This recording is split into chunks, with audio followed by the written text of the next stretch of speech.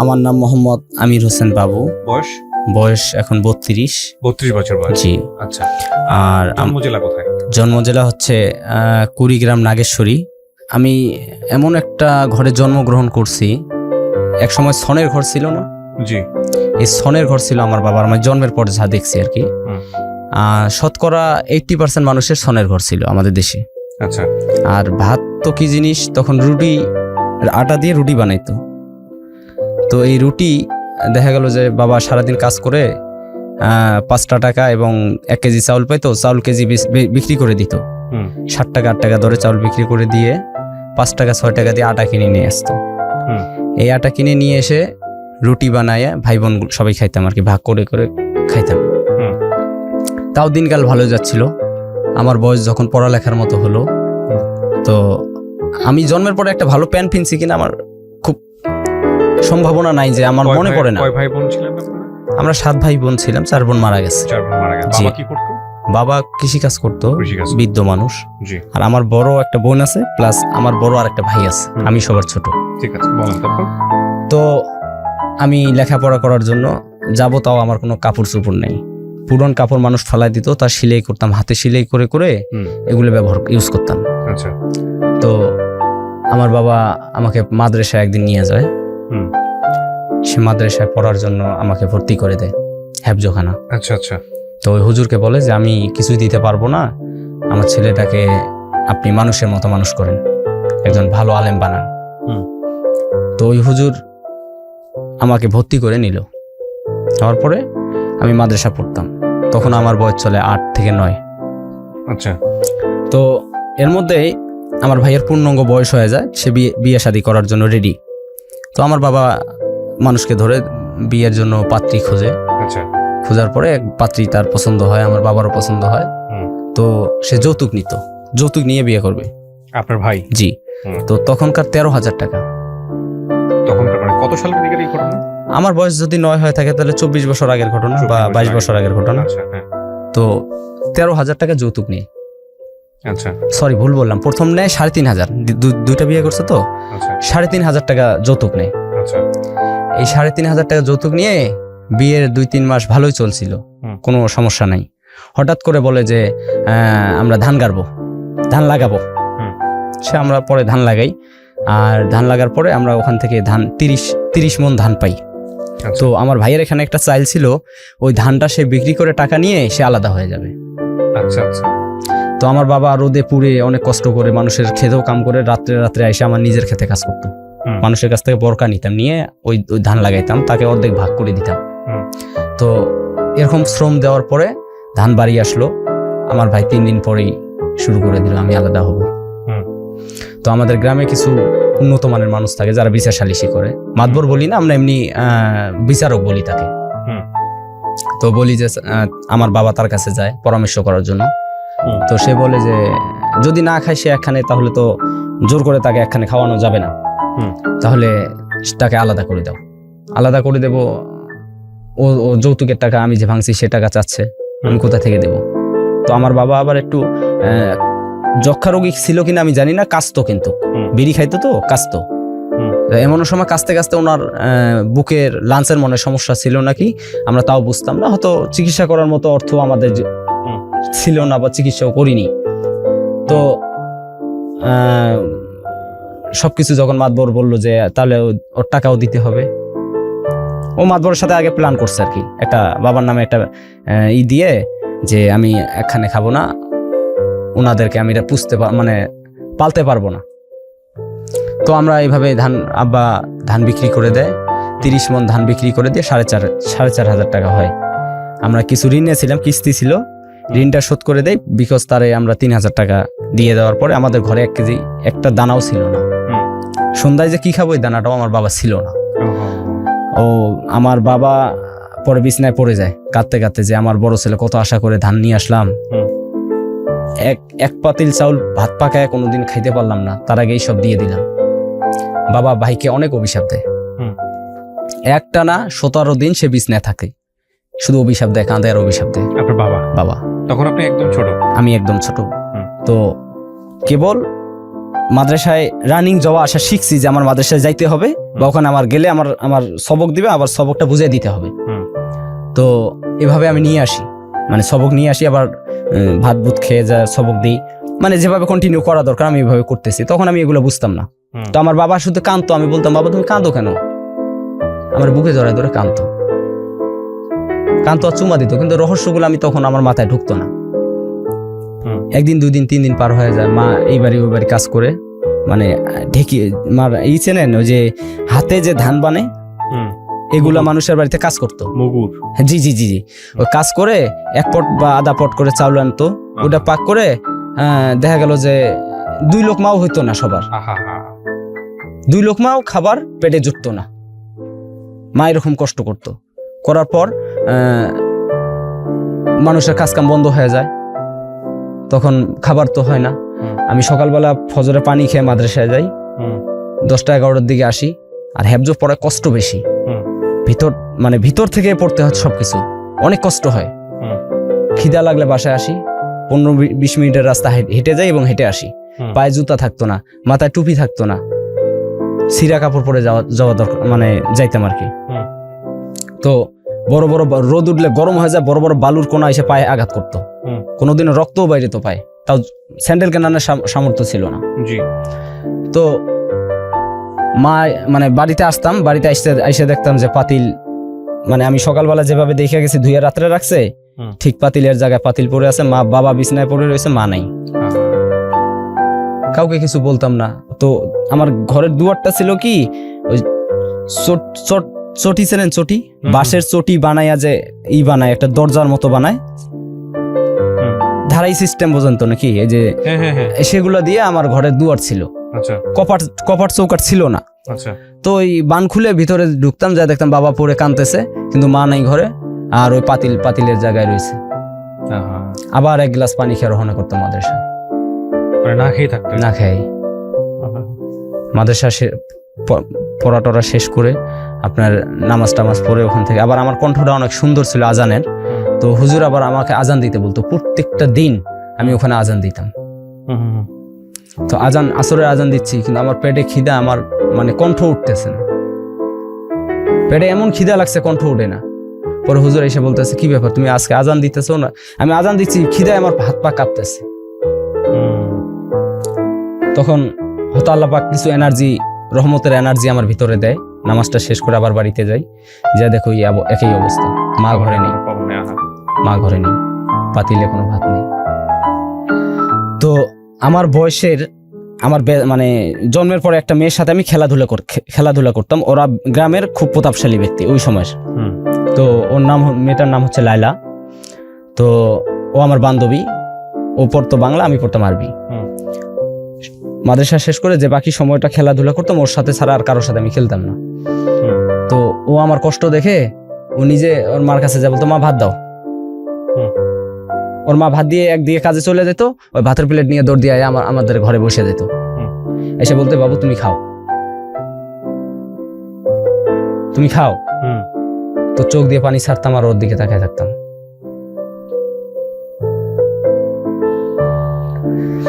পরে মা তো আসতো না, সন্ধ্যার পর ঘুমায় যেতাম।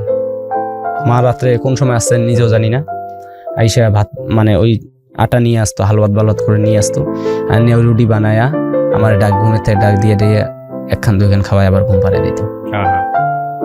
কিন্তু নিজে খাইতো কিনা আমি কখনো চিন্তা করিনি যে আমার মা না খেয়ে রয়েছে বা আমার বাবা না খেয়ে রয়েছে।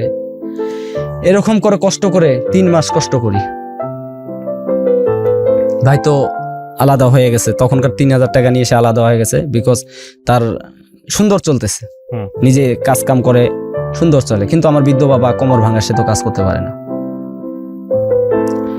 আমার এরকম কষ্ট দেখে আমি একদিন মাদ্রাসা থেকে ফেরার পরে আমাদের বাজারের নাম হচ্ছে নুন খাওয়া বাজার।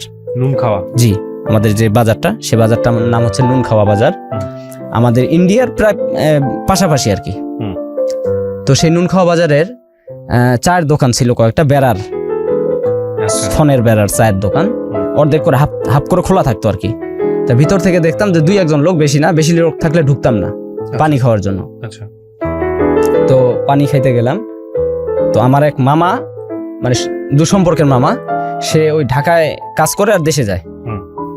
সে ওই চায়ের দোকানে বসে আছে, তা পানি খাইতেছি, সে ফলো করছে, আমারে বলে তুমি অমুক আপার ছেলে না? আমি বলি, জি আমি আমিনা, আপনার আমিনা আপার ছেলে।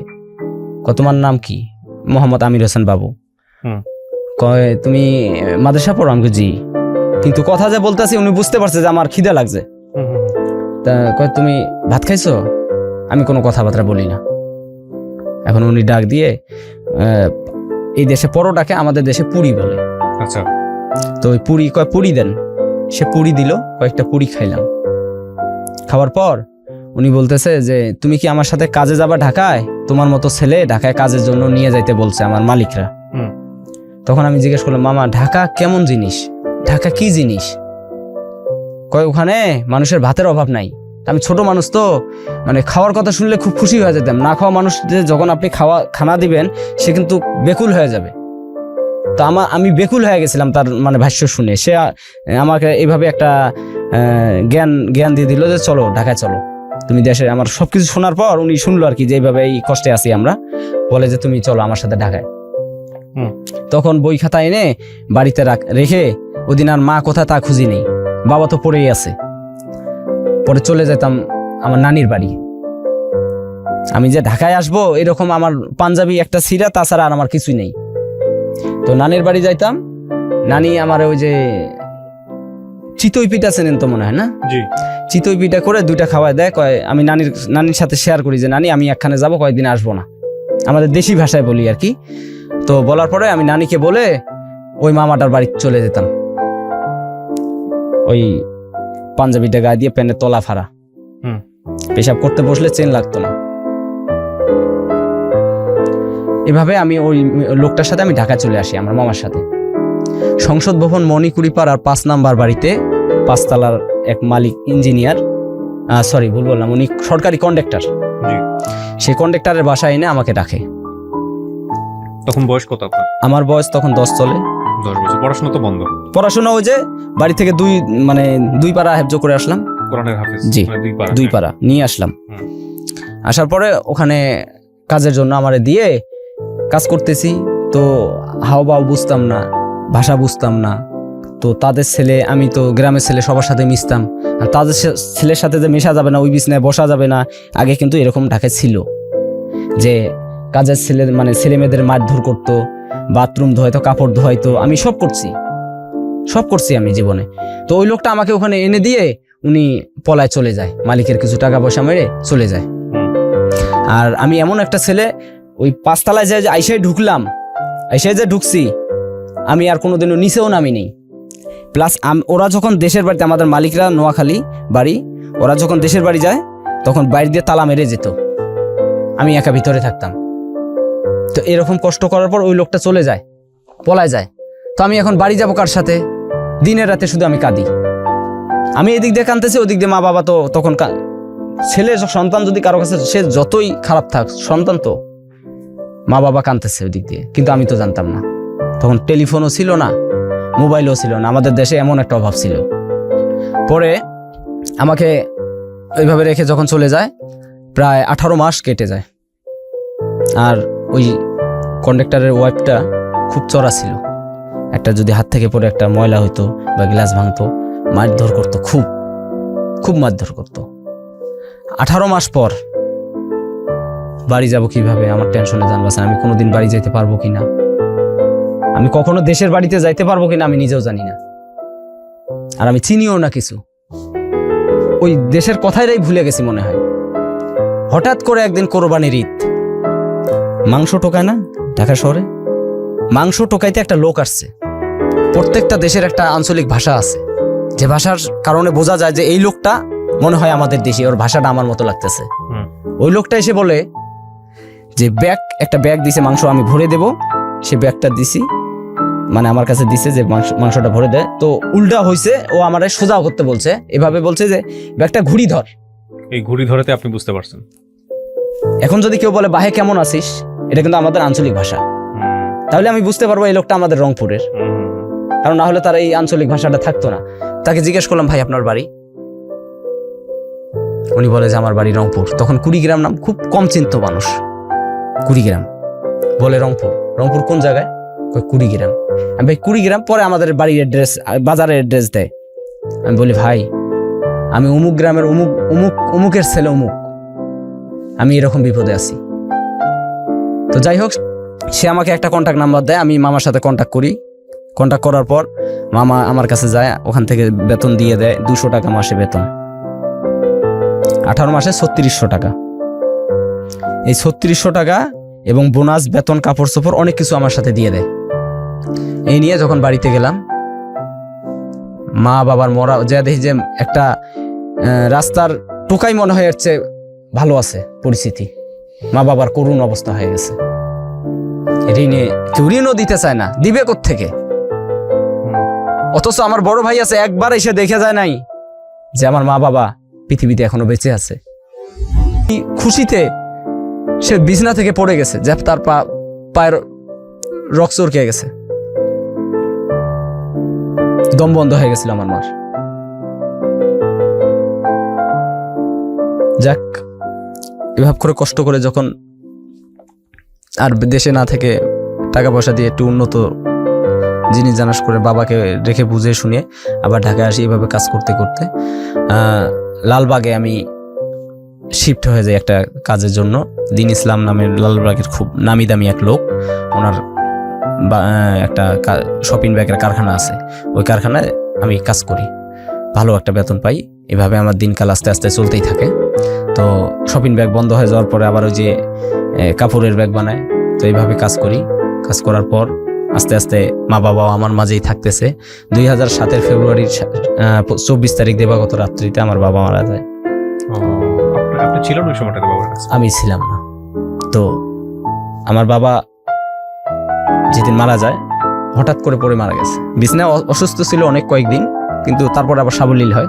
আবার হঠাৎ করে আমি বাড়িতে বললাম যে আম্মা আমি ঢাকায় যাচ্ছি, দেশে থেকে তো ইনকাম নাই, তো বাবার চিকিৎসাও করা লাগে, তো তুমি বাবাকে দেখো, আমি চলে যাই। বাবা আমার সাথে সেদিন বলছিল যে বাবা তুমি যাইও না। আমি সেদিন বাবার কথা শুনি নাই। তার 1 মাস পরেই আমার বাবা দুনিয়া থেকে বিদায় নিয়ে নেয়। তো ফোন করার পর শুনে আমি যখন যাই, তো গ্রামের লোক বলতো যে আমার বাবার নাকি একটা চোখ খোলা ছিল আমার জন্য, দেখার জন্য। মানে ওই যে তখন আর্মির একটা গোলযোগ ছিল, তো তত্ত্বাবধায়কের সময় বাড়ি পৌঁছাইতে পৌঁছাইতে অনেক দেরি হয়ে গেছে, তো বাবাকে মাটি দিয়ে দিছে, আমি আর দেখতে পারিনি। যাক, এভাবে বাবা দুনিয়ার থেকে বিদায় হওয়ার পর আমি 8 সালের শেষের দিকে আমি জুরেন পোস্তখোলা হাসনাবাদ নামের একটা জায়গা আছে, রাজের কাজে শিফট হয়ে যাই। তো রাজার কাজ করতে করতে আমি যার বাড়িতে চাকরি করি, মানে যার কাজ করি, সবাই কাজ শেষ করে চলে যেত, আমি তো বাসা নাই, আমি যাইতাম না, ওই সাইডে থাকতাম। তো আমার এরকম দেখে ওই মালিক নবপুরের কাপড়ের ব্যবসায়ী, তো আমাকে 2টা ছাগল কিনে দেয়, রাম ছাগল কিনে দেয়। তো ওই ছাগল 2টা আমি পালতাম। এই মালিকের আর একটা বাড়ি আছে, সেই বাড়ির মানে ভাড়া ভুড়ো সব তোলা লাগে আমারই। আমার একটা দায়িত্ব দেয় যে ওখানে 6টা রুম আছে, রুম 6টার ভাড়া ভুড়ো তুলবা এবং এই বাড়িতে পানি পুনি দিবা, তোমার এগুলো আলাদা এক্সট্রা পয়সা দেবো আমি। আচ্ছা, আমি এই শুনে আমি কাজ করতে থাকি। তখন 4500 টাকা সেই এক্সট্রা পয়সা আমার দিত কাজ ছাড়া। তো ওই বাড়িতে আমার ওয়াইফরা আসলো ভাড়া, ওই আমাদের যে 6টা রুম আছে যেটার আমি দায়িত্বে আছি, ওই বাড়িতে ভাড়ার জন্য আসলো। আসার পর ওনারা একটা রুম নিলেন, থাকতেছে। তো আমার ওই ছাগল যে কিনে দিছে 2টা, এই ছাগলের জন্য ভাতের ফ্যান লাগে। ভাতের ফ্যান, আমি তো আর ভাত পাকাই না, ফ্যান পাবো কোথায়? তো আমাদের ওটা বাড়ি, কার বাড়িতে যাব ফ্যানের জন্য? এই মালিকের একটা বাড়ি, ওটা যেমন 5 মিনিটও হাঁটা লাগে না, 2 মিনিটের রাস্তা, যাই আর ফ্যান নিয়ে চলে আসি। তো এভাবে যখন যাইতাম, তো ওই মেয়েটার সাথে আমার মানে ওই ও পড়তো, আমি বাইরে থাকতাম, ফ্যান ট্যান যে সময় নিতাম। তো কার ঘরে যদি কোনো সমস্যা হয়, লাইন বিদ্যুতের কোনো সমস্যা হইলে, পানির মোটরের সমস্যা হইলে, এগুলো যখন সলভ করার জন্য যাই, তখন ওই মেয়েটা আমার কণ্ঠ শুনলে দৌড় দিয়ে আসে। তো দৌড় দিয়ে আসতো, ও মাদ্রাসা পড়তো। আর আমি আগেই বলি, আমার ওয়াইফরা হচ্ছে 4 ভাই বোন, ভাইটা ছোট, 3টা বোন। ভাড়ার টাকার জন্য আমি যাইতাম, ভাড়া নিতাম, আসতাম। ওই মেয়েটা বাইরে আসতো অটোমেটিকলি। তো আমার মা অসুস্থ হয়ে যায়। তো মা অসুস্থ হয়, এখন মা ঢাকায় এনে চিকিৎসা করা লাগবে, ঢাকা মেডিকেল। তো নিয়ে আসি, নিয়ে এসে চিকিৎসা করব। ওই খালাকে যা বললাম, খালা মানে ওই বাড়িতে গেলে আমি আবার ওনার একটা দায়িত্ব দিয়ে রাখছি, যদি কোনো সমস্যা হয় উনি আমার ফোন দেয়, আমি তো সবসময় থাকতে পারি না। তো খালাকে বললাম, খালা আমার মা অসুস্থ, তো মাকে ঢাকায় এনে চিকিৎসা করাইতে চাই। তো খালাকে বলতাম, খালা আমার মাকে নিয়ে আসবো, আপনি কি বলেন? কয় নিয়ে আসবা, রাখবা কোথায়, তোমার সাইডে তো জায়গা নেই। তোকে আমার ঘরে রাখবা, সমস্যা কি, আমার তোর খালু তো আর এখানে থাকে না, আমার ঘরে রাখবা। ঠিক আছে, মাকে নিয়ে আসলাম। মার চিকিৎসা করি, যদি ওষুধ খাওয়ায় আমার মনে হয় সুস্থ হয় এক গুণ। আর আমার ওই যে মেয়েটার কথা আমি বলতেছিলাম, নার্গিস নাম মেয়েটার, ওই মেয়েটা তার সেবা দিয়ে মনে হয় আরো 3 গুণ সুস্থ, মানে সফলতা অর্জন করছে। মায়ের সেবা যত্ন করে খেদমত করতো। তো আমার মায়ের কেমন জানি 17 দিনে অটোমেটিক চয়েস হয়ে গেছে। তার দুধ দিয়ে আসলে গরম করে খাওয়াইতো, ওষুধ টাইম খাওয়াই দিত। হ্যাঁ, মার খুব মানে খেদমত করতো। আমার মা একদিন আমার ডাক দিয়ে বলতেছে, এরকম যদি আমি তোর জন্য একটা বউ পাইতাম, আমার জীবনে মনে হয় জীবনটা সার্থক হয়ে যেত। তো আমার এটা আবার মাথায় ঢুকে গেছে, এই বিষয়টা আমার আবার মাথায় ঢুকছে। তখন মানে আমার একটা কেমন জানি শরীরের ভিতরে একটা সৃষ্টি হইলো। তো আর ওই মেয়েটাও আমাকে দেখলে একটু হাসতো বা কথাবার্তা বলতো, এরকম। আবার হিংসাও করতো, মানে হিংসাটা তার মনের না, এটা বাইরের হিংসা। তো একদিন আমার কাজ নাই, আমি ওই বাড়িতে যাই ফ্যান আনার জন্য। ফ্যান আনার জন্য গেলে সে ওই পড়ে আরবি পড়াশোনা করতেছে। জি, আরবি পড়ে। তো বুখারীর 15 নাম্বার একটা হাদিস, আউয়ালু মা ইউহাসাবু বিহিল আবদু ইয়াউমাল কিয়ামাতিস সালাহ। তো এটা ও শুদ্ধ ভাষায় মানে স্পষ্ট করে বলতেছে না, আর অর্থটাও সে ভুল বলতেছে। তখন আমি বললাম যে এটার অর্থ হলো এই, কিয়ামতের দিন সর্বপ্রথম বান্দার নামাজের হিসাব হবে। তুমি হাদিসটা ঠিক করে এবং সুন্দর করে পড়ো। আপনি কিভাবে জানলেন এই হাদিসের অর্থ, আপনি বোঝেন? আমি কিছুটা আমি পারি। কি পারেন? এ শুরু হলো হাদিস নিয়ে খেলাখেলি। সে একটা হাদিস দিত, আমি অর্থ দিতাম, আমি একটা হাদিস দিতাম, সে আমাকে অর্থ দিত। তো ও হলো রানিং, আর আমি তো মানে প্রার্থনা অবস্থায়। রানিং এর সাথে কি আমি পারি? তো এক সময় যে সময় আমি যেটা না পারতাম চুপ করে থাকতাম। আচ্ছা। তো যাই হোক, সেদিনের পর থেকে ওই আমার সিমের পিছনে একটা গজল লাগানো, কেউ ফোন দিলে একটা গজল শুনতো। তো ফোন দিয়ে মানে নাম্বার তো জানে, ওর মার মোবাইলে আছে, ঠাস করে মানে ফোন দিয়ে মিস কল দিত, ঠাস করে একটা করে মিস কল দিত, ব্যাক করতাম, আপনি ধরেন আমি গজল শুনি। ঠিক আছে, দিনে 100 বার জ্বালাইতো এরকম। আস্তে আস্তে আস্তে আস্তে আস্তে আস্তে একটা রিলেশনের পর্যায়ে চলে যায়। তো তখন আমি তাকে একদিন ফট করে মানে ফোনের ভিতরে একটা প্রস্তাব দিই যে আমার আম্মা তোমারে খুব পছন্দ করছে, তো আমারও তোমার ভালো লাগে, মানে আমার কাছেও তুমি খুব পারফেক্ট একটা মেয়ে, তোমার আমার খুব ভালো লাগছে, তুমি কি কও? তো ও রাজি হয়ে যায়। রাজি হয়ে যাওয়ার পরে দুজনে খুব সুন্দর গোপনে গোপনে কথাবার্তা বলি, বা যদি একদিকে যাইতে মন চায় ও সকাল ভোরে চলে আসে, পোস্তকলা ব্রিজের উপরে দুইজনে হাঁটি, আবার ওর মা বাবা ওঠার আগেই চলে যায়। এভাবে হাঁটতে হাঁটতে একটা পর্যায়ে বাড়ি জানাজানি হয়। ওর বাবা সিএনজি চালাইতো, তো হয়তো তার বন্ধু বান্ধবরা বলতো যে আপনার মেয়ে কেমন জানি একটা ছেলের সাথে হাঁটাহাঁটি করে। তো ওর উপরে কিছু টর্চারিং শুরু হয়। টর্চারিং হওয়ার পরে তো ও আমার বলতেছে যে ভাই আমার উপরে এই সমস্যা, আপনি আমার আম্মুর সাথে কথা বলে বিয়ের প্রস্তাব দেন। তো আমি তখন ওর মাকে আমি সরাসরি ডাইরেক্টলি আমার মাকে দিয়ে ফোনে প্রস্তাব দেওয়াইলাম। প্রস্তাব। তখন আপনার বয়স কত? আমার বয়স চলে 10-এ বিয়ে করছি তো, মানে বিয়ের বয়স ছিল তখন? হ্যাঁ হ্যাঁ 20-এর মতো বয়স ছিল। বিয়ের বয়স ছিল? জি জি জি, 20-এর মতো বয়স ছিল। তারপর তো তখন প্রস্তাবটা দেওয়ার পর আমার শাশুড়ি পছন্দ করে, প্রস্তাবটা রাজি হয়। কিন্তু কি করতেন আপনি, পেশায় কি করতেন? আমি রাজমিস্ত্রি। রাজমিস্ত্রি ছিল? জি। আচ্ছা, তারপর? তো আমার শাশুড়ি ওই প্রস্তাবে মানে রাজি হয় বলতে যে আমরা সবাই মিলে তোমাদের দেশে যাব, দেশে দেখে এসে তারপরে আমরা মন্তব্য জানাবো। তো আমার শ্বশুরের সাথে যখন আমার শাশুড়ি এই বিষয়টা শেয়ার করে, আমার শ্বশুর আমাকে ওই বাড়ি যাওয়া বন্ধ করে দেয়। মানে হবু শ্বশুর? জি, মানে আমার মানে খালার হাজবেন্ড খালু, উনি আমাকে ওই বাড়ির যাওয়া সামরিকভাবে বন্ধ করে দেয়।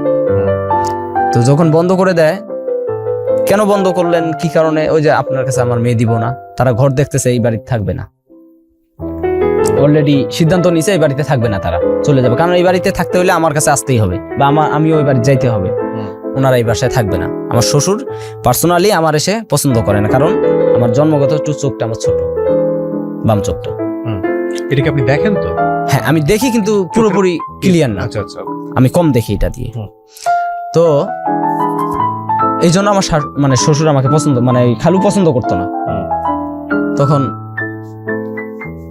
ওর মানে ওরা রুম ছাড়ছে হলো 1 তারিখে চলে যাবে, সেই মাসের 25 তারিখ হঠাৎ করে রাতে সে আমার ফোন দেয়। ফোন দিয়ে বলতেছে আব্বু আর এবং আম্মু 1 তারিখ কিন্তু বাড়িওয়ালারে না করে দিছে, আপনি জানেন না, আপনি কিন্তু জানেন না, ওরা কিন্তু চলে যাবে, আমার আব্বু আম্মু আমার দেশে পাঠায় দিব, আর ওরা অন্যখানে রুম নিচ্ছে। তো এই মানে যখন এইসব কথা বললো, তখন আমি চিন্তা করলাম কি করা যায়। এমন একটা পর্যায়ে চলে গেছি, মানে ঘন্টায় যদি তার সাথে আমি যোগাযোগ না করি আমার খুব খারাপ লাগে। তো যখন মাইনে নেয়নি, তখন মানে ওর সাথে কন্ট্যাক্ট করে ওরে বললাম তুমি বাইরে চলে আসো, কিচ্ছু নেওয়ার দরকার নেই, জাস্ট যদি টাকা থাকে 2-3 হাজার টাকা নাও, আমি তো বেতন আদি পাই নাই, আমার কাছে কোনো টাকা নেই, আমার মোবাইলটাও বিক্রি করে দেবো, দিয়ে যে টাকাটা হবে আমাদের সুন্দর একদিকে যাইতে পারবো। ও বাইরে আসে, আমি তখন তো যে আমার বিল্ডিং খালি, বাইরে দিয়ে তালা মেরে চাবিটা ভিতরের দিকে রাখছি, রাইখা আমি এবং আমার মানে প্রেমিকা দুজন মিলে লালবাগ চলে আসি। লালবাগ আসার পরে হাদি সেলিমের মাঠের সামনে বসছি, আর একজনের ঠাস করে এসে বলে এই তোমার পুলিশ খুঁজতে, মানে অত সকাল সকাল তো হুট করে এসে বলছে হুট করে যে পুলিশ খুঁজতেছে, তুমি এখানে বসছো কেন, তোমাকে তো পুলিশ খুঁজতেছে, মানে ফিটিং খাবে আর কি। ওকে, আমি ও আমার খালাতো বোন, আসলে ও ছিল হচ্ছে আপনার হবু ওয়াইফ। হবু ওয়াইফ বলছি, আমার খালাতো ভাই, খালাতো বোন। তা খালাতো বোন এত সকালবেলা নিয়ে এসে করে, ও আমার উপরে আরো চড়ে বসছে, হয়তো ফরমা টরমা হতে পারে। তো সে আমার কাছ থেকে ফিটিং খায় 400 টাকা, 400 টাকা ফিটিং খায়। তো দিয়ে আমার মানে টাকাটা নিয়ে বলে তাড়াতাড়ি সরো, 2 মিনিটের মধ্যে সরো, নাহলে পুলিশ ধরবে। তখন তো ভয়ে একটা আলাদা, যখন পলাই তখন তো ভয় থাকে একটা আলাদা, একটা পিঁপড়ারও তখন ভয় লাগে। তো এরকম করে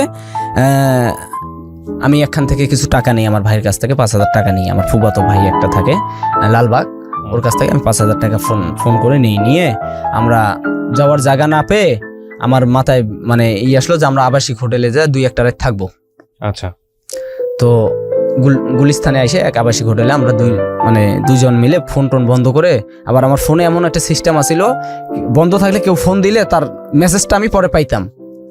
তো আমি ঘন্টার পর মানে কিছুক্ষণ করে বন্ধ রাখার পর আমি দেখতাম যে কে আমার ফোন দিছে। তো আমার শাশুড়ি এবং মানে আমার খালা, ওর মা আর ওর বাবা অনেকবার ট্রাই করছে ওই নাম্বারে। পরে আমরা 2 দিন ওখানে নীরব থাকি, ঘর থেকেই বাইরে না, নীরব থাকি। 2 দিনে 2000 টাকা দিয়ে আমরা ওখানে নীরব থাকার পর আমার মানে ওই খালার সাথে আমার খুব ফ্রি ছিল আগের থেকেই। তো হঠাৎ করে একটা ফোন দেই যে কি অবস্থা জানার জন্য। তো সে অনেক কান্নাকাটি করে এবং আমার বুঝায় যে বাবা দেখো, আমি কিন্তু তোমার খুব মন থেকে পছন্দ করি, তোমার বাইরে যাওয়ার দরকার নাই, তুমি আসো, আমি তোমার বিয়ে দেবো, দাঁড়ায় থেকে বিয়ে দেবো। আচ্ছা। তো আমার ব্রেন্ডে ওই সময় যা কুলাইছে, মানে যা ভাবনা ছিল যে যদি সে আমি গেলে বিয়ে দেয় তাহলে তার পালানোর প্রশ্নই আসে না। আর বেকাজ আমার এই ডেলি মানে প্রতিদিন 1000 টাকা করে খরচা করার সামর্থ্য আমার নাই। পরে 2জন মিলে বেলা 12টার সময় ওই আবাসিক থেকে বাইরে ওখানে চলে যাই। তো আমার বউয়ের বয়স ছিল তখন, মানে আমার প্রেমিকার বয়স ছিল তখন 14 বছর। তো নিয়ে যাওয়ার পরে ও আমার ওই খালু আবার ওই আমার মানে ইয়ার বাবা, ও আবার সিএনজি চালায়, পোস্তখোলা ব্রিজের নেতার কাছে আমার নিয়ে জব্দ করে, উপরে বাসায় না নিয়ে ওখানে আমরা যাই, ঘেরাও করে ফেলে। আমরা বাস থেকে নামি, ফোন দেয়, তখন বলি যে আমরা পোস্তখোলা এসে পড়ছি। তখন ঘেরাও করে ফেলে, আমার টান দিয়ে নিয়ে যাও টোল ঘরের ভিতরে ঢুকায়।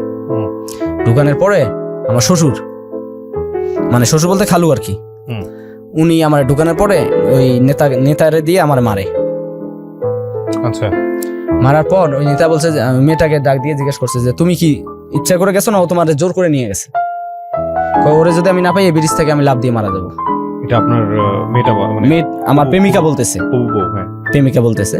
তখন ওই নেতাই বলছে যে আপনার মেয়ে তো রাজি, মিয়া নিয়ে যা বিয়ে দিয়ে দেন। তখন বাসায় নিয়ে যায়, নিয়ে যাওয়ার পরে রুম আটকায় আমার ওই প্রেমিকারে খুব মারে, নার্গিসকে খুব মারে। মানে এমন মার মারে যা ও অতটা স্বাস্থ্যবান ছিল না, হালকা পাতলা মেয়ে ছিল, মানে ওর অনেক অনেক জায়গায় স্পট করে দিছে মারতে মারতে ওর বাবা। পরে আমারও মানে মাইরা ওখান থেকে সরাই দেয়। তো সরাই দেয় তখন আমি দিশা পাচ্ছিলাম না যে আমি কোথায় যাব। তখন আমি ভাত খাওয়া না সব ছাড়লাম, ছেড়ে দিয়ে মসজিদে ঘুমাইতাম, মসজিদের বারান্দায় ঘুমাইতাম।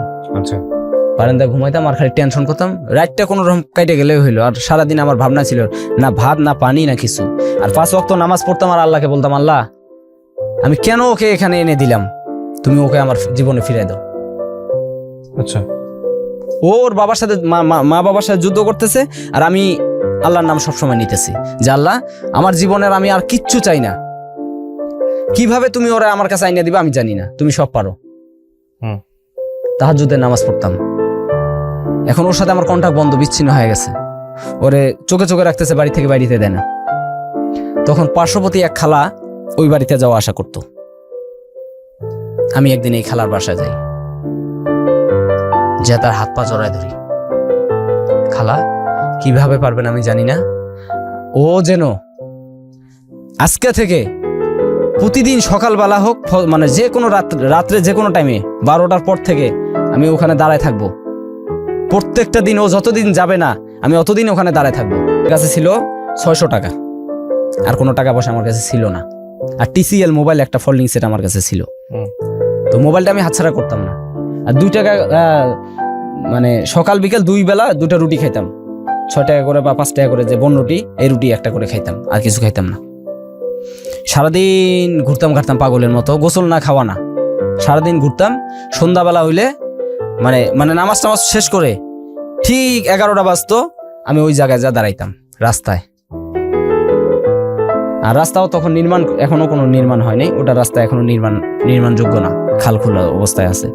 তো ওই ইয়ার পিঠ আছে, পিঠের উপরে বসে বসে অপেক্ষা করতাম গেট খুললে যেন সে আমাদের দেখতে পায়।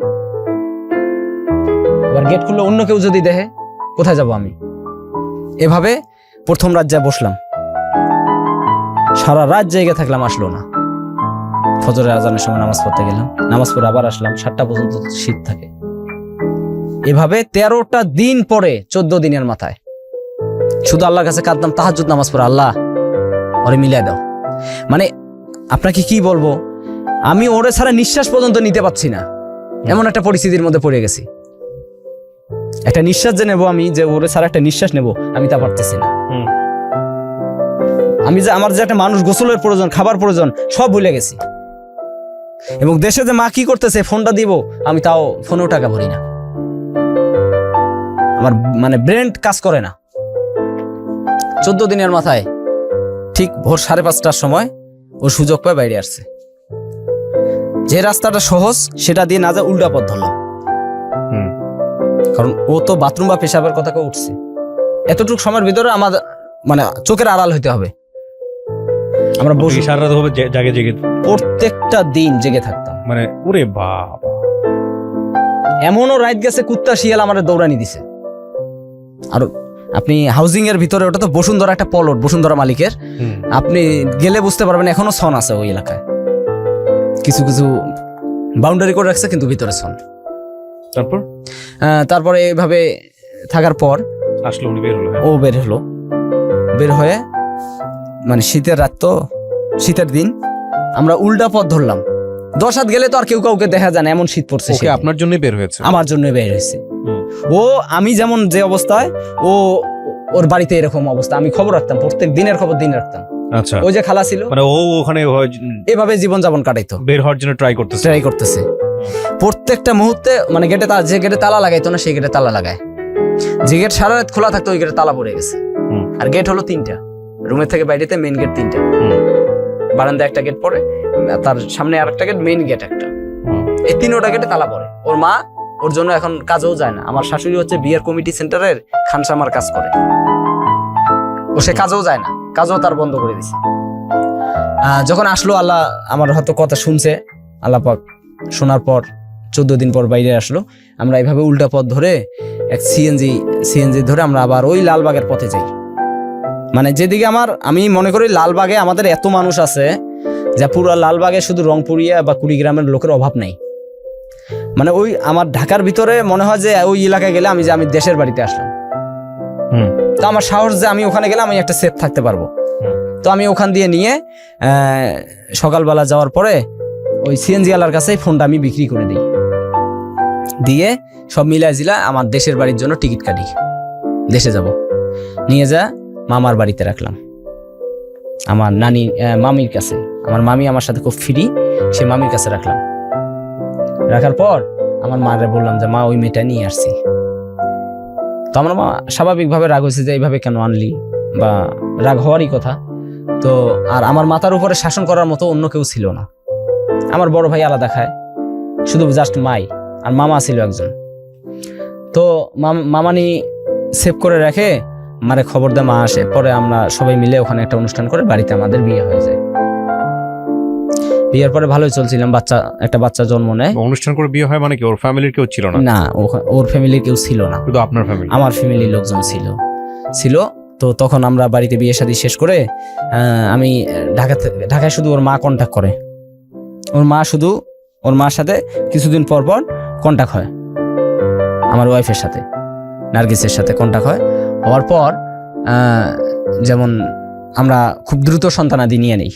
ও ঢাকায় আসতে চাইলে সন্তানাদি নিয়ে নেই, একবারে সন্তান সহ ঢাকায় আসে। পরে আমার শ্বশুরও মাইনে নেয়, সন্তান দেখে মানে নাতিন পায়, খুশি হয়, মাইনে নেওয়ার পর এভাবে চলতেছে, যাচ্ছি। মানে আমার তখন এই শালিকা চাকরি করে গার্মেন্টসে, পড়ালেখা ছেড়ে দিয়ে। বউরা কয় বোন ছিল? 3 বোন। আচ্ছা, ইনি ছোট? আমার সবার ছোট? আমার বউ হচ্ছে সবার বড়। না, আপনার শালিকা কি সবার ছোট? না, আমার বউয়ের ছোট, মেজো। জি। তারপর ও গার্মেন্টসে চাকরি করতো। তো আমি আমার ওয়াইফকে বাসায় রাখতাম, প্লাস আমি জুরাইন পোস্ত হলে চাকরি করতাম, ওই রাজের কাজ করতাম। আর ও গার্মেন্টস করতো। তো ও গার্মেন্টসে যায়, এক সুপারভাইজারের সাথে ওর সম্পর্ক হয়ে যায়। আমার শালিকার সম্পর্ক হয়ে যাওয়ার পর আমরা সবাই জানি যে ছেলেটাও ভদ্র এবং ভালো। কয়েকদিন আমার ঘরে এসে খায়াটা গেছে, ভালো ছেলে। আমরাও চাচ্ছিলাম যে ওরে দিয়ে বিয়ে দেবো, কিন্তু আমার শ্বশুর জানতো না, আমার শাশুড়ি সবাই জানতো যে ছেলেটা ভালো। তো হঠাৎ করে একদিন আমার শাশুড়ির ভিসা হয়, আমার শাশুড়ি বিদেশ যাবে, 12-14 দিন বাকি হাতে। তো এর মধ্যে আমার ওয়াইফ কিন্তু দেশে আসে, আমরা রুম ছেড়ে দেই, আমার ওয়াইফও দেশে চলে আসার পর আমার ওয়াইফ আসার পর আমি ওই আমার শাশুড়ির ঘরেই থাকি। শালি আমার শালাটা, আবার আরো ছোট শালিটা, আমি আমার শাশুড়ি এক ঘরেই থাকতাম।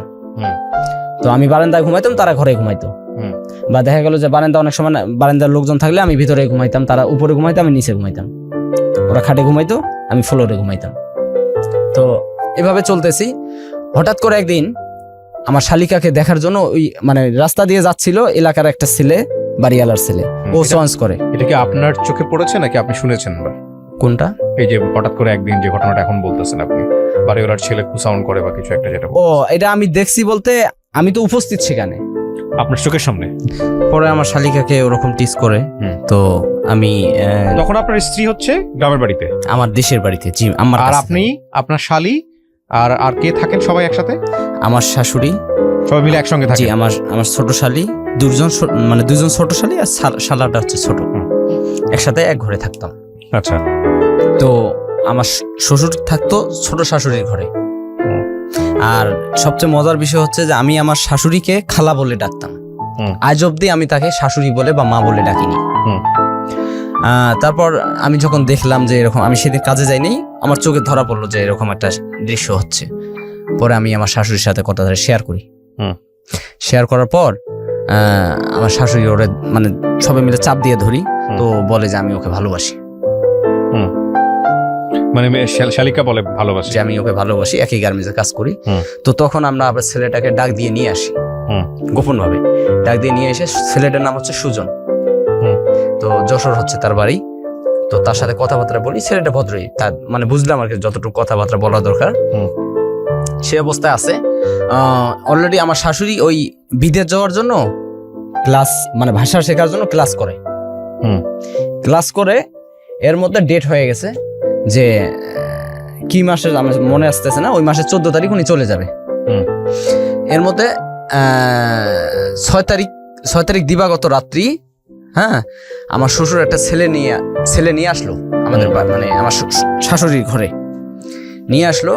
আইসা ওই মানে ওরা যে আয়োজন করছে এগুলো আমি জানি না আর কি। আমার শ্বশুরের আমার সাথে একটু মানে মন কষাকষি, ওই যেটা কথা না বললে নয়, আর যেটা বললে মানে প্রয়োজন বেশি ওটা বলাই লাগে, ওই সব কথাবার্তা হয়। তাছাড়া যে আসলো গেল বা অমুক তমুক একটা মানুষের খোলা মনের আবেগ, এই ধরনের ওনার সাথে আমার কোনো কথা হয় না। আর আমার শাশুড়ির সাথে আমি এমন ফ্রি, তার সাথে আমি একসাথে লুডো খেলি রাত জেগে যেদিন আমার কাজ থাকে না, সকাল মানে কালকে কাজে যাবো না, আজকে সারা রাত দুজনে লুডো খেলি। তো উনি নিয়ে আসে একটা ছেলে, ওই মহল্লারই স্থানীয় বাড়িওয়ালার ছেলে, একতলা বাড়ির মালিক। তো ওই ছেলেটা দেখাইতে নিয়ে আসে আমার শালিকাকে। আমার শালিকাকে দেখানোর পরে ওর পছন্দ হয়। পরের দিন আমি সকালবেলা কাজে চলে আসি। এ কথাটা আমার বলে না যে আমরাও দেখতে যাব বা দেখতে লোক আসবে, তুমি বড় জামাই তুমি ঘরে থাকো, আজকে কাজে যাওয়ার প্রয়োজন নাই, এ ধরনের কোনো কথাবার্তা উনি আমার সাথে শেয়ার করে না। তা আমিও বেশি একটা আর কি, আমার শাশুড়ি কিন্তু আমার সব বলে, আর আমিও তার সাথে ব্যক্তিগতভাবে কোনো শেয়ার করার চেষ্টাও করি না। উনি ওনার মতো চলে, আমি আমার মতো চলি। যে সময় দেখি ঘরে আসে আমি বাইরে যাই, উনি যে সময় ঘরে আসে সারাদিন পরে একবার যখন ঘরে আসে আমি ঘর থেকে বাইরে যাই যদি ঘরে থাকি, আর যদি বাইরে থেকে দেখি তার জুতা আছে আমি ভিতরে প্রবেশ করি না। আচ্ছা, এরকম একটা পরিস্থিতি। তো ওনার সাথে আমার রিলেশন খুব কম। হঠাৎ করে আমি সকালে কাজে যাব, তা আমার শাশুড়ি বলতেছে যে আজকে কাজে যাইও না, আজকে কাজে যাইস না, আমার সাথে তুই করে কথা বলতো, মানে সন্তানের মতো দেখতো আর কি, ভাগ্নের মতো। তো আজকে কাজে যাইস না, আমরা জেসমিনের বর দেখার জন্য যাব। তাই বললাম যে না, আপনারাই যান, খামাখা এত মানুষ যা লাভ নেই। আপনার শালিকা? জি। আমার শ্বশুর তো আমাকে বলেনি, আমার শাশুড়ি আর কি ওই কথাটা দায়িত্বশীল মনে করে আমাকে বলছিল আর কি। তারপরে যেমন করে হোক ওই দিনেই ওরা দেখে আসার পরে বিজানি কাপড় যা আছে সবকিছু নিয়ে আসে। ওই রাতে আমার সন্ধ্যার সময় বলতেছে জেসমিনকে গার্মেন্টস থেকে নিয়ে আসো। আমি কোনো কিছু জিজ্ঞেস না করে গার্মেন্টস থেকে যাও ওই আমার শালিকাকে নিয়ে আসি। নিয়ে আসার পরে গায়ে হলুদ টলুদ দেওয়া হইতেছে। হ্যাঁ, ও তো মানবে না, ও বিয়ে করবে না, ওখান থেকে চলে যাবে। হ্যাঁ, মানে ওই ছেলে ছাড়া অন্য ছেলের সাথে তার বিয়ে, ও সম্পর্ক যে সুজনের সাথে, তার সাথে বিয়ে হচ্ছে, তার সাথে বিয়ে হচ্ছে না। যে ছেলেটা দেখে গেল আমার শ্বশুর নিয়ে আসছে, তার সাথে বিয়ে ঠিক করছে। কিন্তু এটা আমার শালি মানতেছে না। আমার শালি মানে আগে যদি বলতাম সে তো উদাও হয়ে যেত, আগে বলিনি, বাসায় নিয়ে বলছি। আচ্ছা, পরে আমার শালি মানতেছে না, চলে যাবে। আমি এবং আমার মানে শাশুড়ি দুজন মিলে যে অনুরোধ করলাম যে আমার ওয়াইফ এভাবে আমি নিয়ে গেছি, এখনো দেখ তোর বাপ আমার সাথে কথাবার্তা ঠিক মতো বলে না, আর তুইও যদি এরকম করিস সম্পূর্ণ দোষঘাটটা কিন্তু বড়টার কাঁধে চলে আসবে। প্লিজ বোন, তুই বাপের কথা রাজি হয়ে যা। ও মানবে না। যাই হোক, ওরে পাহারা দিয়ে রাখতেছি। আমার শ্বশুরকে এগুলো আমরা বুঝাইতে দিচ্ছি না, উনি বুঝতেছেন না, আমরা এগুলো আড়ালেই এগুলো মানে সারতেছি। বিয়ের অনুষ্ঠান করলাম তৎক্ষণিকের ভিতরে। বিয়ের একটা আয়োজন করার পরে এক মসজিদ, আমরা বাড়ির সাথে মসজিদের বারান্দা, সুন্দর একটা বারান্দা, ওখানে বিয়ে হবে।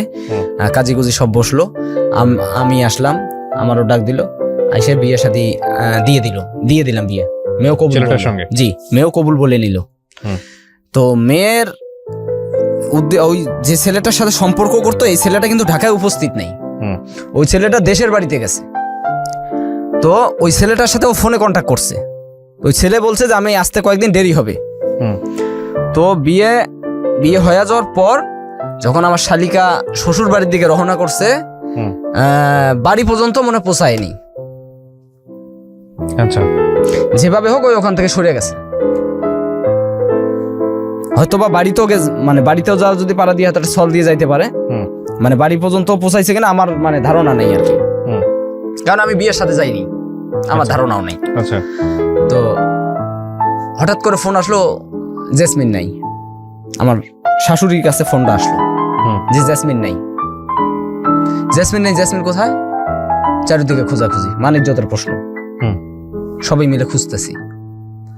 জেসমিন ও যে গার্মেন্টস করে, সে গার্মেন্টস এর বান্ধবীর বাসায় যায়, ওর চলে গেছে ওই হলুদ দেওয়া অবস্থায়, মানে শাড়ি শুড়ি পরা অবস্থায় চলে গেছে।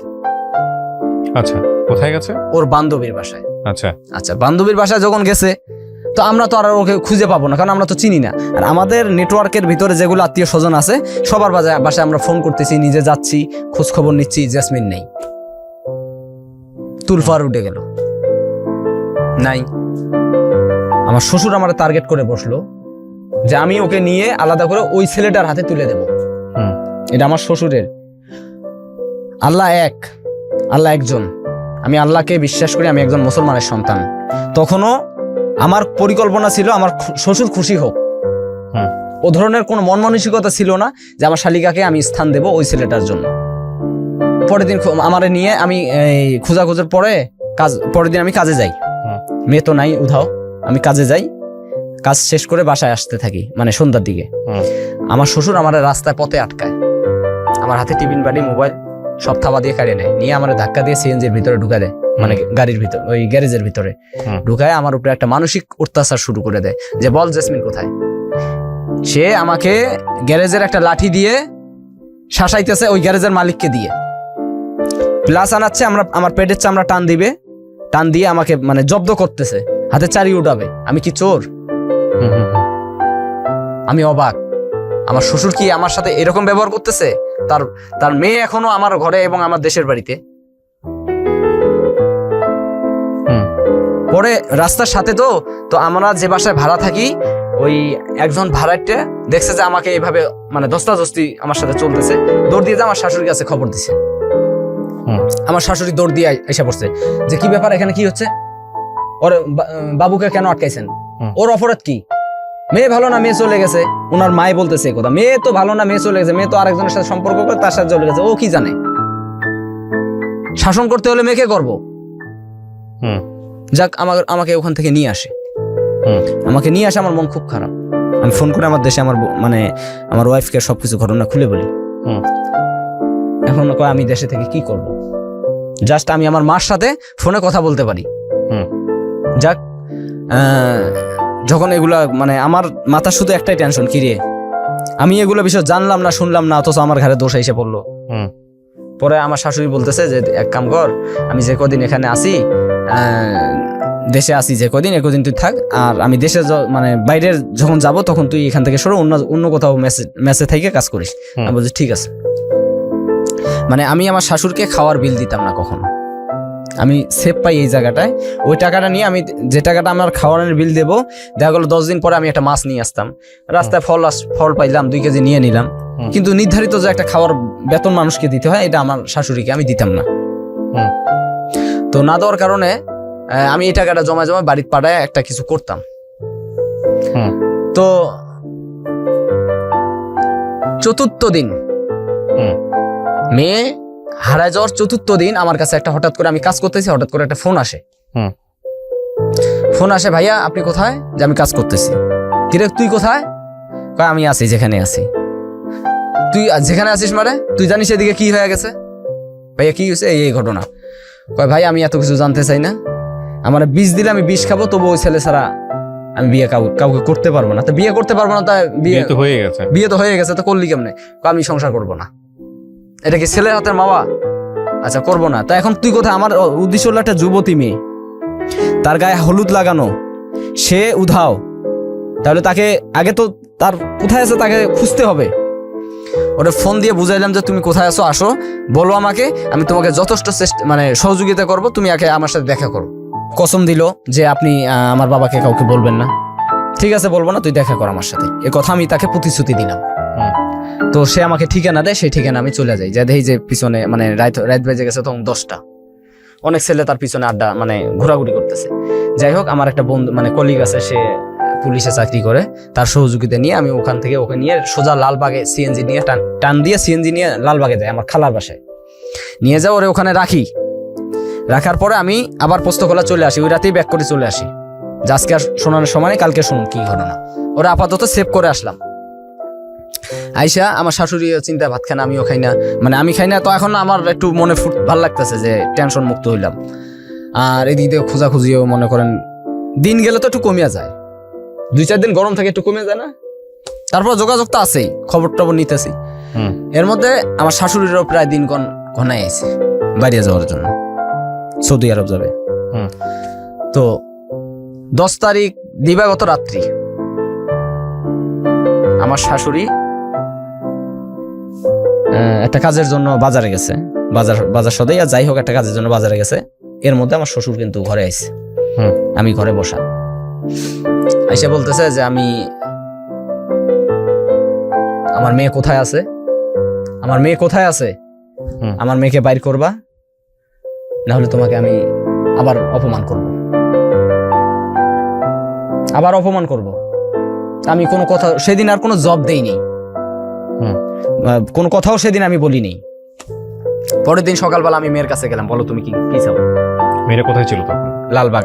আমি যে বলে আসলাম খালার বাসায় রেখে আসছেন। তো মেয়ে বললো যে আমি ওই ছেলেকে যাই। তো পরে আমি ওই ছেলের সাথে কন্ট্যাক্ট করি, ফোনে কন্ট্যাক্ট করি যে তুমি কোথায়। কয় ভাই আমি দেশের বাড়িতে এর সাথে কথা বলবো। ওর সাথে কথা হইলো, 15 দিন সময় নিল ছেলেটা, ওই ছেলেটা 15টা দিন সময় চাইল।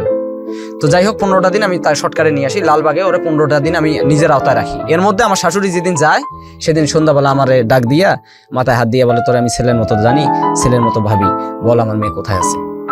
আমার শাশুড়ি আমার এই প্রশ্নটা করে।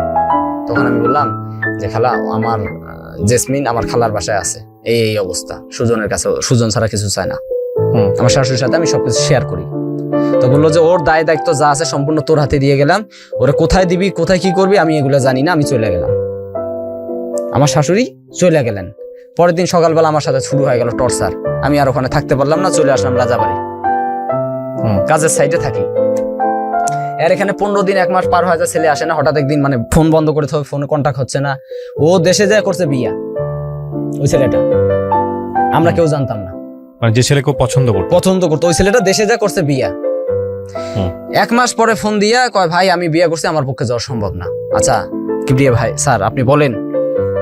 আমি এই 1 মাস পরে, এর মধ্যে একটা কথা ভুলে গেছি, আমার ওয়াইফকেও আমি বলছি যে ও আমার খালার বাসায় আছে। কয় দেখেন যদি আপনি পারেন তো ওর সাথে দিয়ে দেন, কারণ আমাদের আগে থেকে পছন্দ ওই সুজন, সবারই। আমার ওয়াইফেরও পছন্দ ছিল সুজনকে। তো বললে যদি আপনি পারেন দিয়ে দেন। আমার ওয়াইফের সম্মতি এখানে ছিল। তো থাকার পরে ও যখন এই কথা বললো, তখন আমি আবার আমার ওয়াইফের সাথে শেয়ার করলাম বিষয়টা। আচ্ছা স্যার আপনি বলেন, 1 মাস পরে কোনো ওয়াইফকে কি কোনো বর মাইনা নিবে? শ্বশুর বাড়ির লোকজন কি মাইনা নিবে? আমি যদি এখন ওরে নিয়ে ওর শ্বশুর বাড়িতে ফিরাই দেই, মাইনা নিবে? মাইনা নেওয়ার মতো না। আর ওই 1 মাস পরে ওরে কি ওর বাপের কাছে দিলে তো ডাইরেক্ট মানে মেরেই ফেলবে। আর আপন মা নাই যে তার কাছে এনে চাপাই দেবো, একবেলা মারলে আরেকবেলা আদর করবে, এরকমও নাই। ওর সৎমা ছিল, সৎমা ঘরে। এখন আমার ওয়াইফকে ফোন দিতেছি যে ওকে আমি এখন কি করব। আমার ওয়াইফ বলছে আমি আর কিছু জানি না ওর বিষয়। আমার শ্বশুর আবার এর মধ্যে কিছুদিন কথা বলছে। তো আমার শ্বশুরকে মানে বউ তো জানে যে আমার কাছে, মানে এ যা বলছে, মানে আমার শ্বশুর যা বলছে আমার বউ খালি শুনে গেছে। তো 1 মাস পর আমি যার বাসা রাখছি তার ওখানে কিন্তু আমার টাকা দেওয়া লাগে। তো আমার বেতন হচ্ছে স্বল্পতা, বাড়িতেও দেই এখানেও দেই, আমার মানে আয় রোজগার কমে গেছে। এখন আমি টেনশনে পড়ে গেছি, ওরা কোথায় দেবো। তো আপনি আপনার শালীকে নিয়ে সরাসরি আপনার নিজের ওয়াইফের যেখানে ছিল ওখানে রাখলেন না কেন? 1 মিনিট, আমি রাখলাম না এই কারণে, আমার ওয়াইফকে আমি প্রশ্ন করলাম যে আমি এখন একে কি করব। তখন ডাইরেক্টলি বলছে ওর বিষয় আজকের পর থেকে আমারে কোনো কথা আপনি বলবেন না। আমার ওয়াইফ আমাকে এই প্রশ্ন করছে না, কিন্তু আপনি এটা বললেও কিন্তু আপনার উচিত ছিল ভবিষ্যতের কথা চিন্তা করে মেয়েটার ভবিষ্যতের কথা চিন্তা করে নিজের বোনের কাছে তাকে রাখা, যেভাবেই হোক বুঝিয়ে শুনিয়ে। আচ্ছা, আমার আপনি সেটা না করে অন্য কারো বাসায় রেখেছেন, এবং সেটা আসলে আপনার জায়গা থেকে ভবিষ্যতে একটা রিস্ক হতে পারে, এটা আপনি চিন্তা করেন নাই ওই সময়টাতে নাকি? বস, আমি এই জায়গাটার মধ্যে আমার ব্রেন্ডে যে কাজটা করছে আমি সেটাই বলতেছি। তখন আমার মানে ব্রেন্ডে যে কাজটা করছে, তখন আমি চিন্তা করলাম যে ওকে, ও হাতের কাজ জানে, ও গার্মেন্টসের অপারেটর, ওকে বসায় রেখে আমার লাভ নেই। আর আমি আমার শাশুড়ির সাথে কন্ট্যাক্ট করতে পারতেছি না, ওর আকামা হয় নাই, সিম পাবে না, 3 মাস পর আকামা হবে, তারপর সিম পাবে। তো আমার চিটাগাং রোডে আমার একটা ফ্রেন্ড মানে বন্ধু থাকে, ওকে বললাম যে তুই তো দোস্ত গার্মেন্টস করিস, ওকে একটু রাখ, ওর ওখানে রাইখে আসি। ওর বউ থুইয়া সকাল মানে সন্ধ্যা মানে রাত হলে আমার শাড়ির দিকে ডিস্টার্ব করে। সকালবেলায় আমার কাছে ফোন দিছে, আমি এখানে থাকবো না, আমাকে নিয়ে যাও। কি কি কি সমস্যা, কয় এই সমস্যা, নিয়ে আসে। আবার ওই নিয়ে এসে লালবাগ। পরে দুজনে যুক্তি করলাম যে এখন কি করা যায়। হয়তো আমার ব্রেন ত্রুটি ছিল ওই সময়। আমরা দুজনে বুঝে মাউতাল 0 পয়েন্টে যা একটা রুম নেই, স্বামী আর স্ত্রী পরিচয় দিয়ে একটা রুম নেই, নিয়ে ওকে গার্মেন্টসে লাগাই আর আমি রাজের কাজ করি। স্বামী স্ত্রী পরিচয় দিয়ে আপনি ওকে নিয়ে আলাদা করে রুম নিলাম, নাহলে তোর রুম কেউ দিচ্ছে না। রুম নেওয়ার পর দুজন ওর কাজ করতেছে, আমি আমার কাজ করতেছি। এদিক দিয়ে আমার শ্বশুর কিন্তু আমার বাড়ির সাথে কন্ট্যাক্ট করতেছে সমানেই। আমিও কথা বলতেছি, আমারতেও শোনে, তো আমি বুঝ দিয়ে রাখি। ও যে আমার সাথে আছে, আমি এটা আমার ওয়াইফ থেকে গোপন রাখছি। কিছুদিন যাওয়ার পর স্বামী আর স্ত্রীর একটা ভাবমর্যাদা আছে, সকালবেলার কিছু কাজকর্ম আছে, আমাদের থেকে কেউ দেখে না। 16টা রুম একটা বাড়িতে, আমরা চলি একদম ভিন্ন টাইপের। মানুষের একটা সন্দেহ জাগিয়ে গেছে যে ব্যাপারটা কি, এরা স্বামী স্ত্রী সকালবেলা গোসল করে না, স্বামী স্ত্রীর মানে কোনো ভাব ভিতরে দেখি না, একদিন কাইজাও লাগে না, একদিন ঝগড়াও লাগে না, কোনো কথাও বাজে না। একটা সন্দেহমূলক আমার ওয়াইফ কথার সাথে সাথে একটা বাসার এক মহিলার কাছে লিক করে দিছে যে ও আমার দুলা ভাই, আমি ওর বউ না। ওই মহিলা আবার এই কথাটা আস্তে আস্তে শেয়ার করে পুরা বাড়ি মানে অবস্থা খারাপ। ওই অবস্থা সব ফালায় তুই ওখান থেকে মানে সেই দিন ফিটিং হয়ে আসি, চলে আসলাম, সাভারে চলে গেলাম। সাভারে যে আবার ওই একইভাবে রুম নিলাম। এর মধ্যেই আমার ওয়াইফ আমার সাথে ফোনে কিছু কথাবার্তা বলার পর আমি তার সাথে কিছু রাব ব্যবহার করি। এই রাব ব্যবহারগুলো সেও আমার সাথে করছে, প্লাস আমিও তার সাথে করছি। কিন্তু আমারটা হয়তো বেশি হয়েছে, তারটা কম হয়েছে। আমি রাগে কয়েক মাস টাকা দেওয়া বন্ধ করে দিছি বাড়িতে। বন্ধ করে দেওয়ার পর যেমন ও ব্যাক করে চলে আসবে ঢাকায়, ওর বাবা ফোন দিছে যে তোমার ওখানে থাকার দরকার নেই, ও জেসমিনকে বিয়ে করছে, তুমি চলে আসো। এর মধ্যে আমার শাশুড়ি কিন্তু আকামা হয়, আমি আমার শাশুড়ির সাথে কন্ট্যাক্ট করি। আমার শাশুড়ি বলছে যে যেমন যেখানে আসো ওখানে ওই অবস্থায় থাকো, আমি না যাওয়া পর্যন্ত কোনো সিদ্ধান্ত নাই। চলতেছি। আমার ওয়াইফ চলে আসলো, কাউন্টারে আসার পর আটকায় বাড়িতে নিয়ে গেলাম, উনি থাকবে না, চলে আসবে ঢাকায়। সংক্ষেপ করি, উনি ঢাকায় চলে আসলো। আমি যে বাচ্চাটা নিয়ে নিলাম, ও ঢাকা চলে আসলো। আমার যে বাচ্চাটা, তখন বয়স তার 5 বছর, মেয়েটা চলে আসার পর আমি তার সাথে কন্ট্যাক্ট করার চেষ্টা করি অনেকবার, কিন্তু কোনো কাজ হয় না। সে আমাকে গালাগালি করে, তার সৎমার সামনে বা বাবা যা শিখিয়ে দেয় সে ওই ব্যবহার। মালিন্য হচ্ছে, তাকে নিয়ে যোগাযোগ নাই, এরকম একটা অবস্থায় আছেন, আর আপনি তাকে বলছেন ছেলে দেখে সে বিয়ে করবে। সেই ছেলে যদি জানে এসব, সেই ছেলে কি বিয়ে করবে তাকে? জি, আমি বলতেছি ঘটনা না, আপনি বলেন আমাকে অ্যান্সারটা, পরে ওই সব জায়গায় যান। এটা কেউ বিয়ে করবে না। তো তাহলে আপনি তাহলে কি মানে কোথায় যাচ্ছেন, কি বোঝাচ্ছেন আপনি? আমি আমার গার্মেন্টস থেকে আমি অনেক দূরে রুম নিছি। আপনি আমার গল্পের এই জায়গাটায় পয়েন্ট আউট করেন। প্রথম কথা হচ্ছে আপনি নিরপরাধ, আপনি সেটা বলতে আসছেন এখানে, আমি বুঝতে পারছি, কিন্তু এটা তো মানুষ তো ধোয়া তুলসীর পাতা না। আপনি নিরপরাধ হন যাই হন, আপনার নিজের একটা সংসার আছে না? জি, আপনার ওয়াইফের কাছে একটা দায়বদ্ধতার ব্যাপার আছে তো? জি, আপনার বাচ্চাও আছে। সেখানে আপনি ওয়াইফ বাচ্চার কথা চিন্তা করলেন না, আপনি আপনার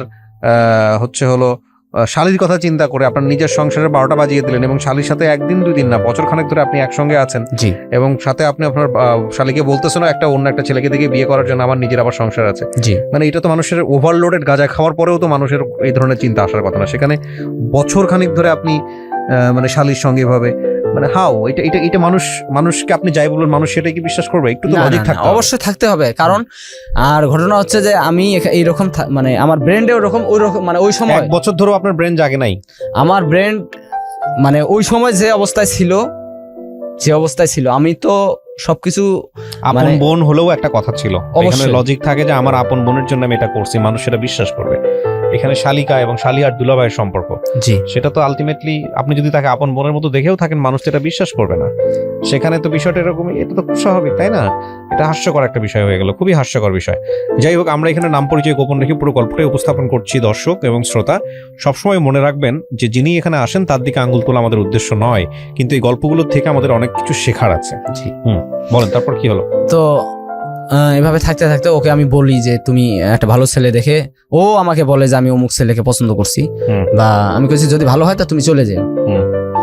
তো এভাবে আমরা 1-2 বছর মানে 1 বছর থাকার পর হঠাৎ করে মানে সাভারে যে 1 বছর ছিলাম, আবার এখানে ছিলাম প্রায় আরো 6-7 মাসের মতো, সব মিলায় প্রায় 2 বছরের কাছাকাছি হবে আর কি।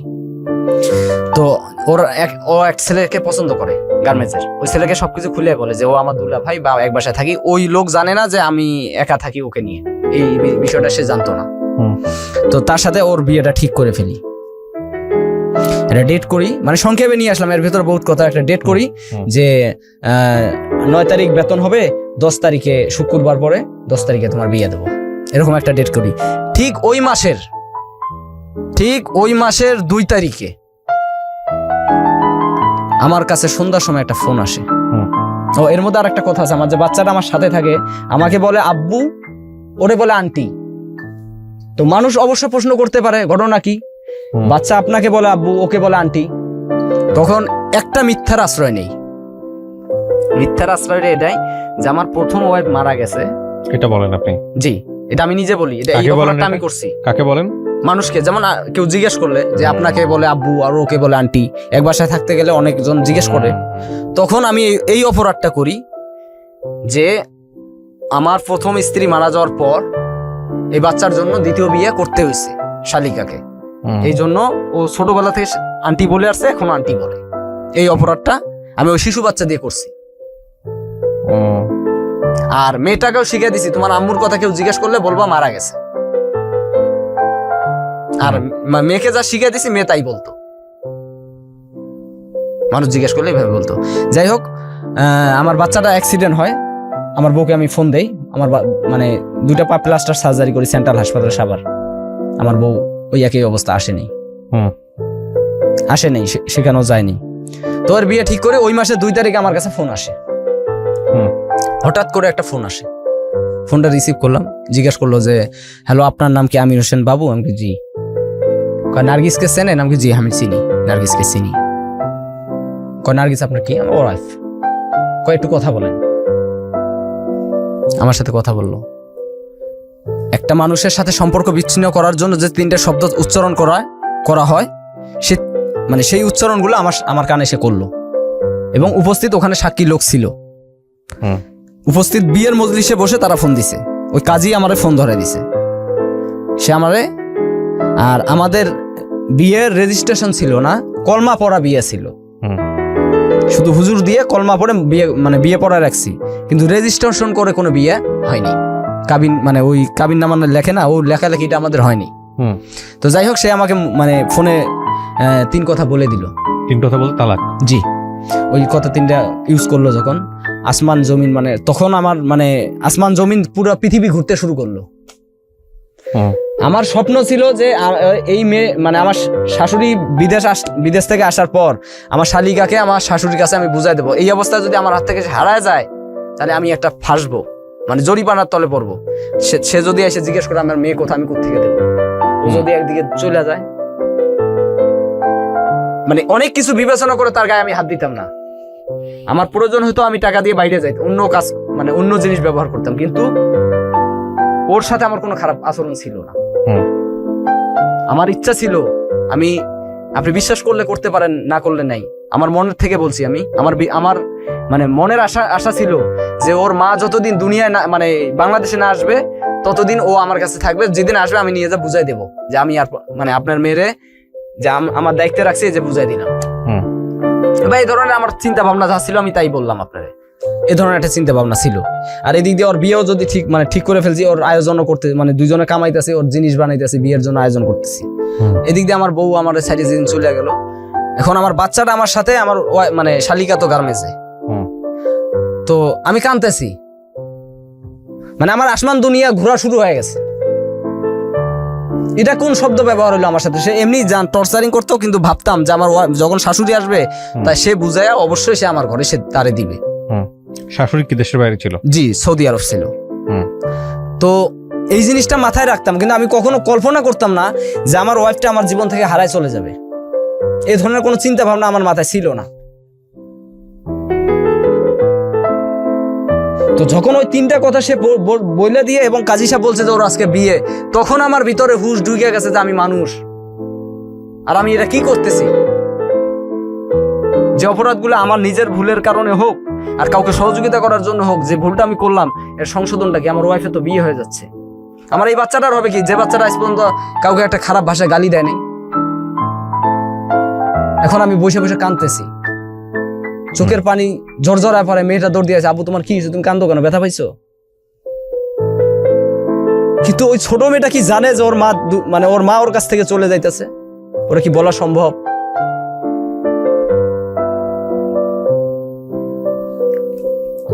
ওরা বলি নাই, না বলে ওর বোন যখন আসলো তখন আমি নিজে শান্ত হয়ে গেলাম। ওর বোন আসলো, ওর বোন আসার পর ওর বোনকে বললাম যে এই ঘটনা। ওর বোনও হাত পা ছেড়ে ভেঙে বসে পড়লো। সেদিন সারা রাত না কিছু খাইলাম না কিছু কোনো, আমি শুধু চিন্তা করছি যে আমার বাচ্চাটার কি হবে, এখন আমার জীবন কোথায় যায় যাক, আমি ছেলে মানুষ, আমার বাচ্চাটার কি হবে। এখন ওর মা যে চলে গেল, এখন ওরে আমি কার কাছে রাখবো? কে ওই মেয়েটার দেখাশোনা করবে? আমি একটা পুরুষ, আমার তো একটা মহিলার প্রয়োজন হবে। আমি যদি বিয়ে করি, ওই সৎ মাটা কি এই বাচ্চাটাকে দেখবে? তখন আমার ভিতরেই মানে আমার পুরো মাথার মগজ মনে ঘুরতেছে, পুরো পৃথিবী আমার কাছে ঘুরতেছে। সারা রাত চিন্তা করতে চলে গেল।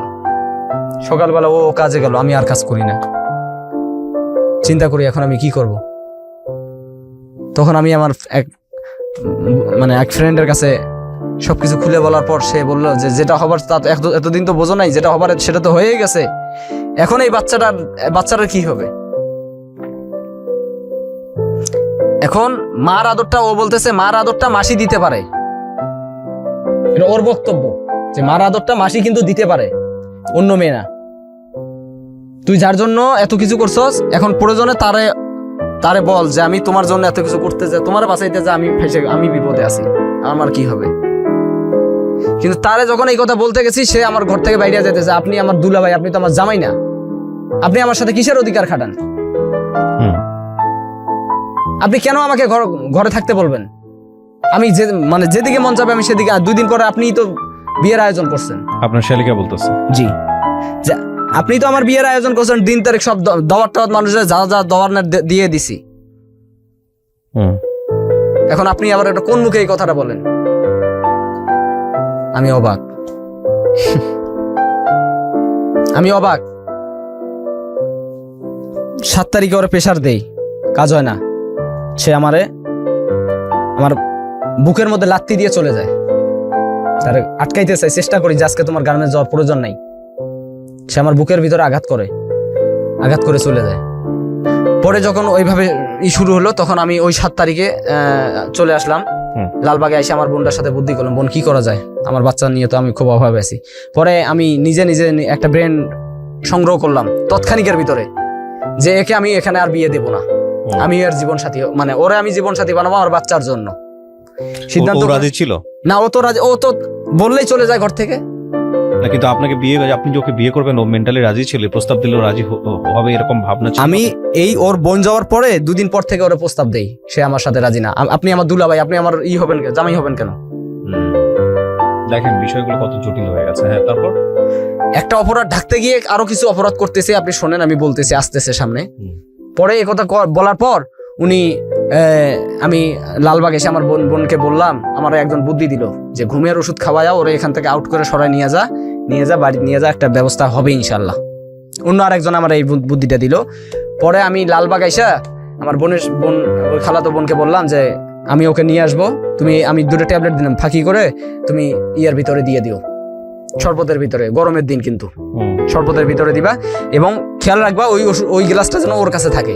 নিয়ে আসবা কেমন, আমি বুঝবো সেটা। 8 তারিখ দিবাগত রাত্রি আমি এগুলা সব প্ল্যান করে মেয়ে আগে পাঠাই দিছি ভাগনা দিয়া। যেগুলো স্বর্ণের জিনিস সেগুলো রুম থেকে বাইর করে নিছি। ওই হাউকাউ করে মানুষ কিন্তু কানাকানি করে আর জামাইবো না, একটা ফিডিং এর অবস্থা হয়ে গেছে ওখানেও। তো ও আরো চিল্লা ফাল্লা করে বেশি, তো বলতেও পারি না সইতেও পারি না। যাই হোক স্বর্ণের জিনিসগুলো বাড়ি পাঠায় দিয়ে ওরে মানে ও 9 তারিখ চলে গেল গার্মেন্টস। আমি ফ্লোর ইনচার্জের বাসা যা সবকিছু ভাঙ্গা বললাম, খুলে বললাম যে এই ঘটনা। উনি আমাকে একটু হেল্প করে ওনার যে বেতন হইলে আমি আপনাকে ফোন দেব। আমি একটা সিএনজি ঠিক করে রাখি, বেতন হওয়ার সাথে সাথে উনি আমার ফোন দেয়, আমি ওর ফোন দিয়ে নামাই যে তোর আব্বা অসুস্থ, ঢাকা মেডিকেল ভর্তি আছে, এক টানের পর চল, এই মুহূর্তে যাইতে হবে। ওরে গার্মেন্টস থেকে আর বাসায় নেই না, ওই অবস্থা টাইনে সিএনজিতে তুইলে ওই লালবাগ নিয়ে আসি।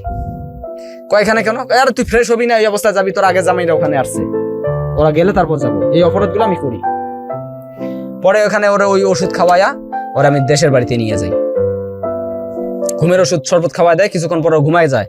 পরে আমার আর এক কলিগের সাহায্য নিয়ে ও মানবে না, ও চলে আসবে।